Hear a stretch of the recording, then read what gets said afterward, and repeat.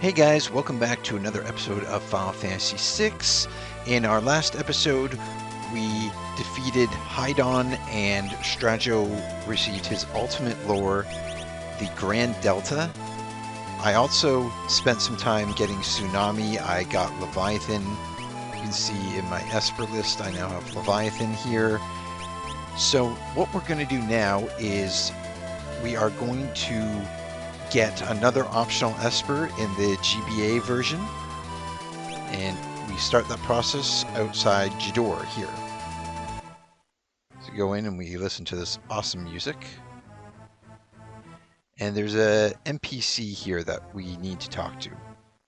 I heard they're going to put up a rare sword up for auction. I can't decide if I should bid or not. Yeah, so you need to talk to this guy for the sword to appear in the auction. Now, once you do, you can bet on the sword, but it is not cheap.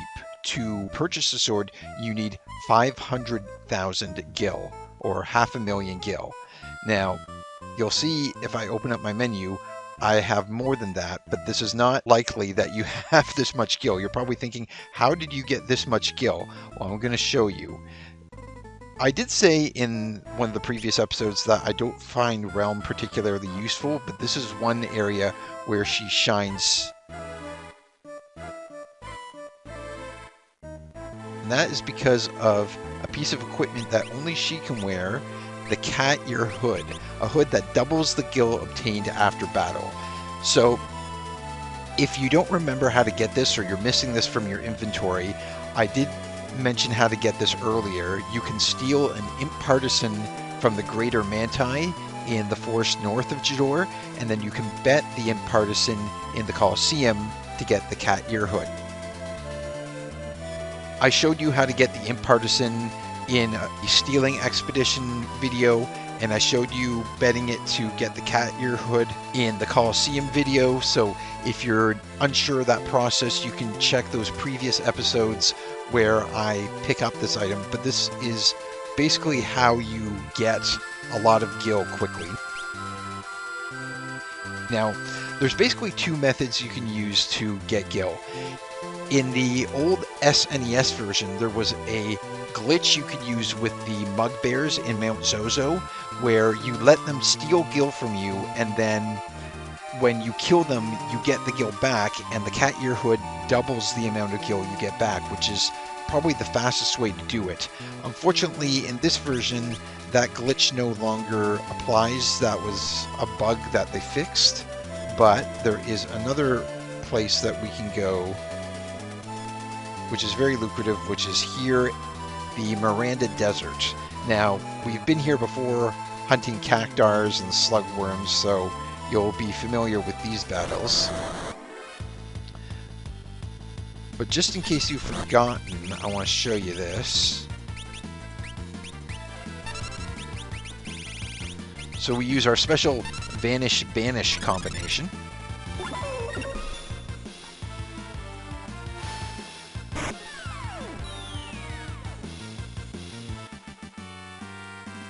And we get 20,000 gil. Both the slagworm and the cactar are worth 10,000 gil, so when you wear this piece of equipment, you get double that, and you end up getting 20,000 gil. Also, I should mention that cactars are worth 10 magic AP and slagworms are worth 5. So while you're fattening your wallet, you can also learn a lot of new spells here. But once we have the amount of gil that we need, I spend a bit of time off camera getting the amount of gil that we would need for this. Let's come back here to Jador. We are going to save.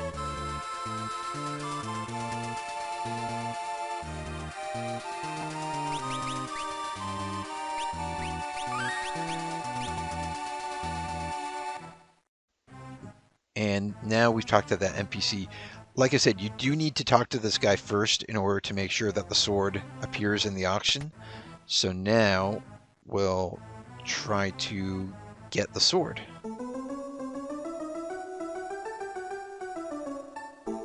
So what have we got here? A lovely chest with Excalipoor. There we go. Do I hear 10,000 gil right off the bat? 100,000. Wow, that jumped up quickly. Oh, we got a high bid right off the bat. Any more bids? Yep, so we're going to bid on it. They're going to up to 200, 300,000. I wish you could put in like other stuff like 400,000 here. Yeah, and then somebody else is going to bid on it. Yeah. So we have to have a total of 500,000 gil to bid on it. Obtained Excalipoor. Is this a weapon we can equip? I don't quite remember. Well, he couldn't equip it, but...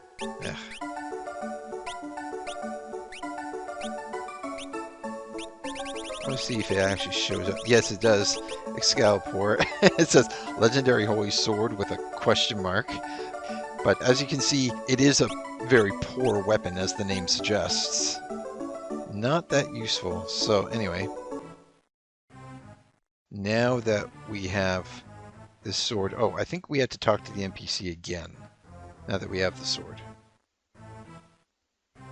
Excalipoor? Yes, that is indeed a rare blade.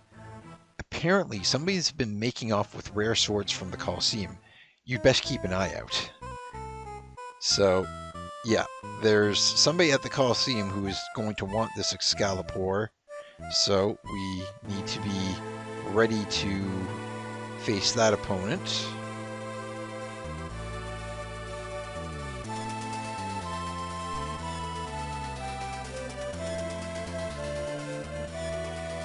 There we go.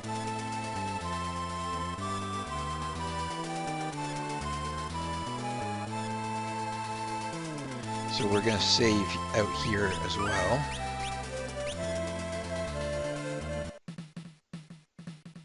Alright, and actually I'm just going to throw in a save state just to be on the safe side. Care to fight the Colosseum? I sure would. Now where's that Excalipoor? I have a feeling it's going to be at the bottom of my list. Maybe. I need to clean this up. It's looking kind of messy. Let's see. There it is. Excalipoor. So you'll see we're up against an onion dasher, and it doesn't tell us what we win when we beat it. But Savin should be good enough to take this thing out, hopefully, as long as he doesn't use silly moves. Okay, put to sleep. Okay, that's good. Come on, Savin. Use a blitzer. Use a blitz, buddy.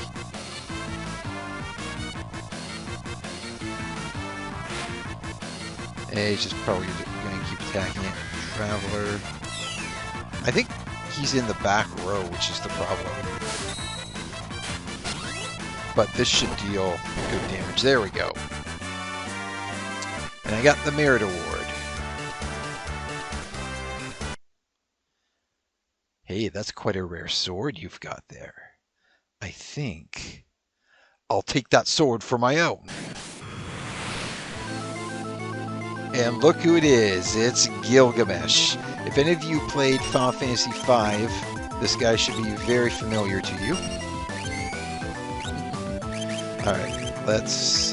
Can I poison him? I'm going to try that.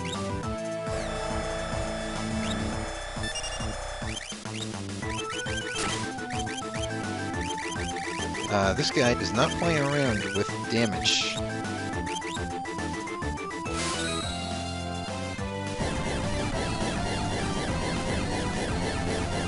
Get Mighty Guard up on my team.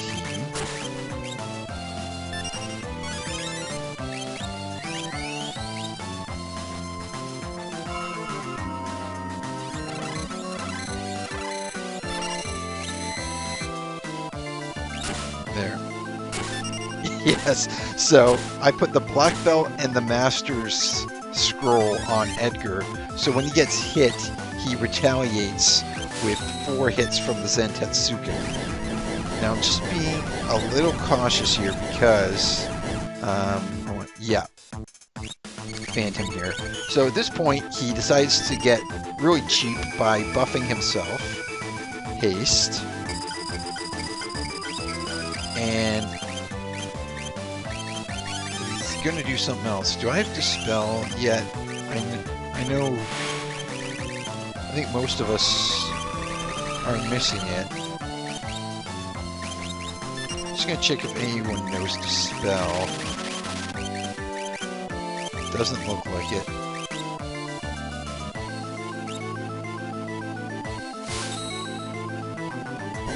Pretty sure she doesn't know Dispel. Oh, she does. Huh. She's like the one that actually does know. Now I can break out Grand Delta here. Actually, I want to be careful because Gilgamesh does have a lore that we can learn, but I think I might have missed my chance because there's basically 2 stages to this battle. It's before he buffs himself and then after he does. Yeah, so he's going to jump here, and normally this would kill whoever he lands on. I'm just waiting for him to come back down. But yeah, thanks to Phantom, we are immune. One thing I forgot is you can steal Genji equipment from this guy. He has a Genji shield and Genji armor, which of course is rare. Yeah, he's using Blade Dance to try to kill me, but I'm pretty much immune to that. Basically, after he uses those buffs, you want to cast Phantom on your team. Otherwise, he would just crush you with his powerful physical attacks. But he's not going to use magic anymore, which is a saving grace for us.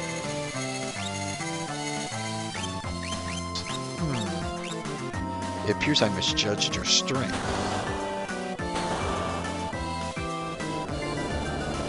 Yeah, I forgot to learn Quasar, and I forgot to steal from him, but I did show you how to get Genji armor already in this game, and you get the Genji helm there. And I don't really need Quasar because I already have Grand Delta. I shall lend you my strength. Yeah!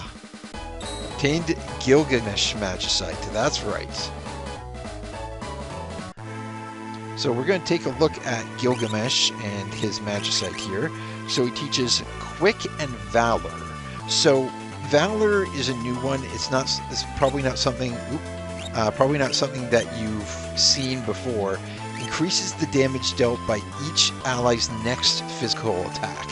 This is actually a lot better than it sounds. Basically, Valor is a new spell. It didn't exist in the SNES version, but when you use Valor, it affects your whole party, and whenever that party member attacks, their damage output is tripled. This is great for characters like Locke, Cyan, and Setzer, characters that their physical attacks aren't really that impressive to begin with. Yeah, he was learning Dispel actually there, but yeah, that is a really, really nice spell for him to have access to. Gilgamesh. I mean, I guess I could start learning Valor. She's still learning Phoenix. But anyway, that is how you get the Gilgamesh Magicite. Just gonna throw in another quick save here.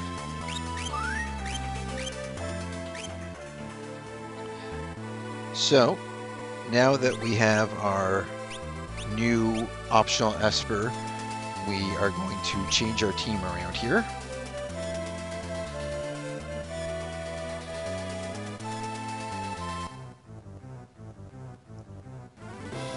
Oh, yes, I do want to change my team. We are going to bring in these 4.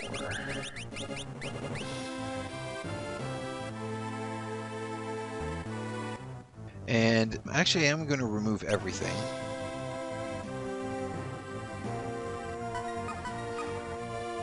Let me see here. So, Just give me one moment. Okay, I should probably equip my team as best I can. Let's do earrings and ribbon.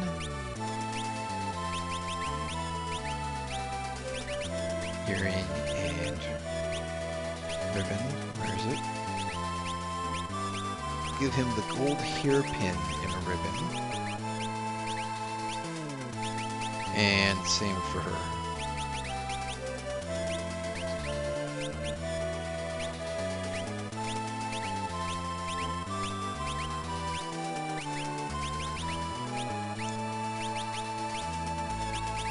Do I only have one enhancer? Okay. We'll need to do a bit of shopping. I think it is... It's either Miranda or Jador. I think it's Miranda that I can get another enhancer.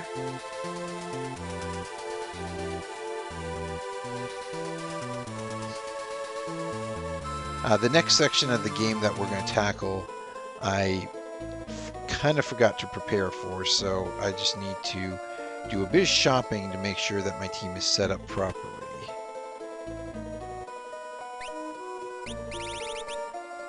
Okay, enhancers, if they're not here, then they're probably back in Nakia or South Figaro. I think South Figaro had them.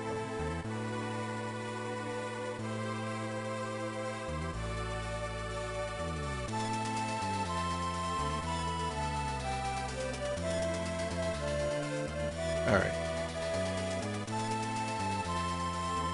But I basically want both Celeste and Terra to be using enhancers.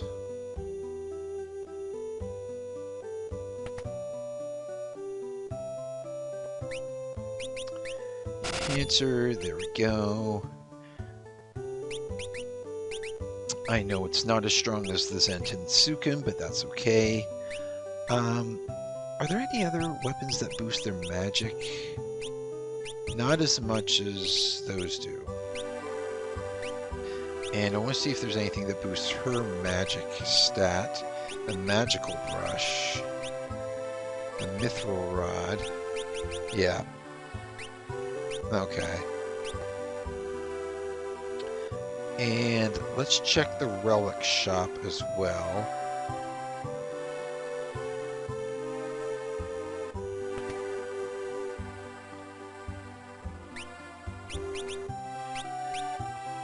Alright, and we're going to buy 2 more reflect rings, so we have 4. And we want to replace the earrings with reflect rings. There we go.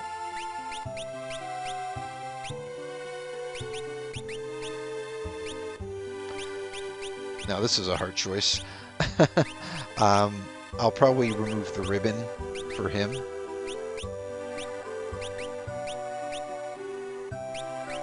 And everyone in the back row. Alright.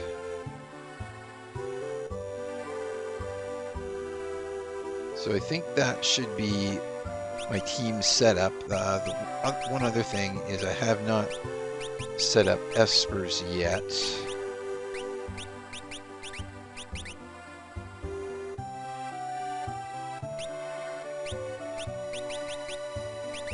Just taking a look here. She could start running with Valor or, no, Flood. She almost knows Flood. Have her focus on that. He's learning some of the Phoenix stuff. And I know Realm was a bit behind some of the other characters in learning spells. Yeah, she doesn't know Raise yet, so I'll have her equip Seraph. Okay. So it is finally time for us to tackle this tower known as the Cultist Tower. Now, I just want to say one thing about this is before you attempt going through this tower, it is very, very important that at least one of your party members knows the re-raise spell. Automatically revives the target the next time he or she is KO'd. This is imperative. You need this spell, so make sure that at least one person knows this before you try going up here. If you haven't learned it yet, you can learn it again in the Miranda Desert by killing cactars and slagworms. At the most, you'll need 20 battles in order to learn this, so it doesn't take very long at all, especially if you use the tricks and tips I showed you. Actually, before I go in there, I might just want to quickly heal up. Doma Castle's pretty close by, actually. I can just sneak in here and go to sleep. And so my team is not fully healed. And the Cultist Tower can be rough, so I definitely want to make sure that I'm going in at full strength.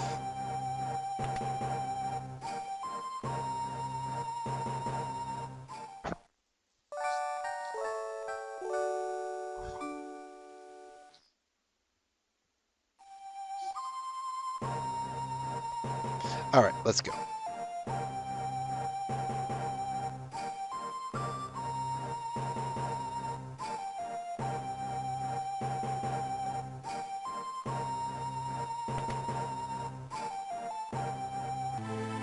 Back to the Cultist Tower.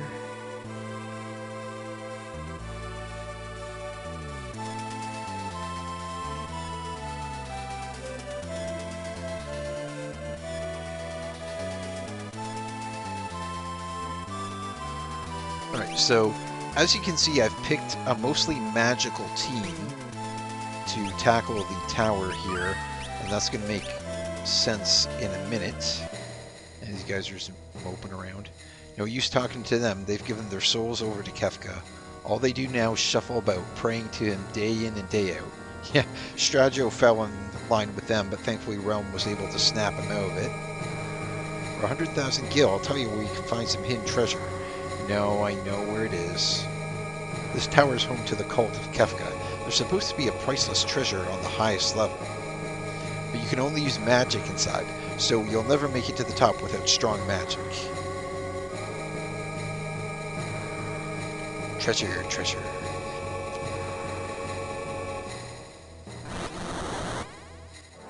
Yeah, so that guy that said you can only use magic was not kidding. You will quickly see in the tower that we can only use magic. The magic command is the only one, magic and items. We cannot do anything else here in the tower. So I'm just going to bounce Firaga off myself. That's the other thing. A lot of the enemies, all the enemies really, in this tower use magic. So the best way to deal with them is with your own magic. Obviously you have to use magic because you can't use other things. And some of the enemies in this tower have Reflect and others don't. So to be on the safe side, it's better to have Reflect on your entire party and then just have them bounce spells off themselves to hit the enemy party. Now, we learned a few things here.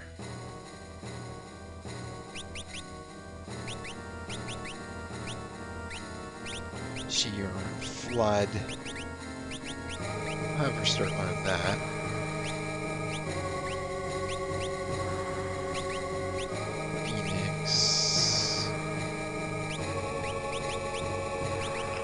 Knows, yeah, okay. No, we can never start like that. So, another thing that is really helpful in this tower is if you have access to the spells Quake, Flood, or Ultima, like she has Quake here, you can cast these spells without worrying about them bouncing back on you. Quake, Flood, and Ultima basically pass right through Reflect, so if you have those spells, you can just cast them on the enemies. You are using Quake, make sure you cast Float on your team first, obviously, because you don't want to take the damage. And these ladies... I'll try Banish, but I don't think that it's going to work. Quake, She knows... Oh, I got 2 of them. She knows Quake. I think everybody realm knows Quake, yeah. So we can just keep quaking the enemy parties. Boom.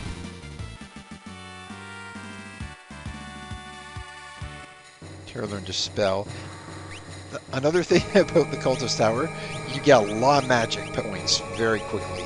So she learned Alexander. She knows... Okay. I just want to see... I think she knows all that stuff. Fenrir...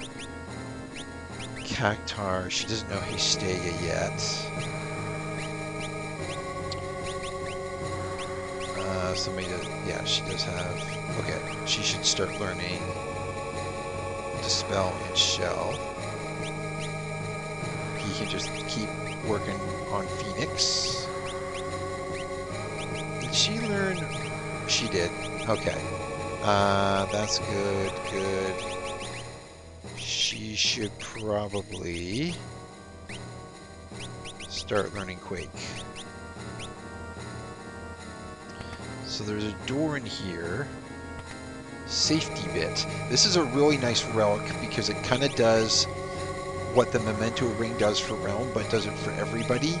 The safety bit prevents, well, instant death, but also petrification in zombies. So it's a really good piece of equipment. And there's a secret here. If we check here, yeah. So there's a switch on the wall to the right, and if we go here, you'll see there's a door below us. What is here? An enemy, apparently. Ah, magic urns. Now, these guys like to heal you, apparently, and then they like to flee.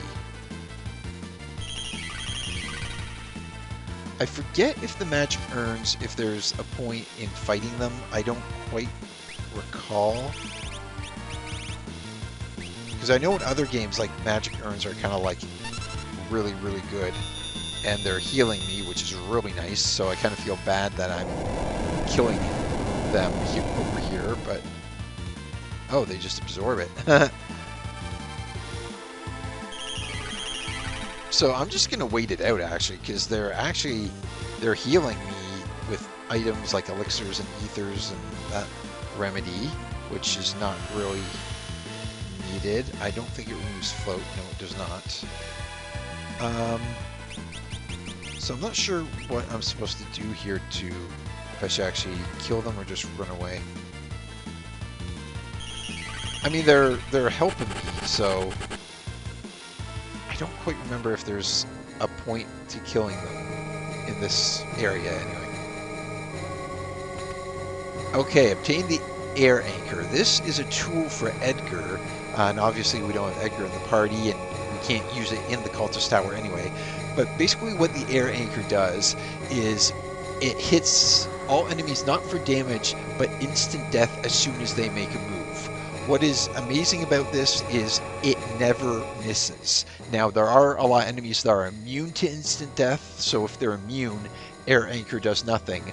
But as long as they can be killed by instant death, air anchor will 100% of the time kill them. So it's a pretty amazing tool, and obviously that's why it was hidden, and you definitely want to make sure that you pick it up on your trip through here. More magic urns. I really need to look into this. Like, I know in other games magic urns give you a lot of rewards when you kill them, but I don't know if they give you rewards in this game.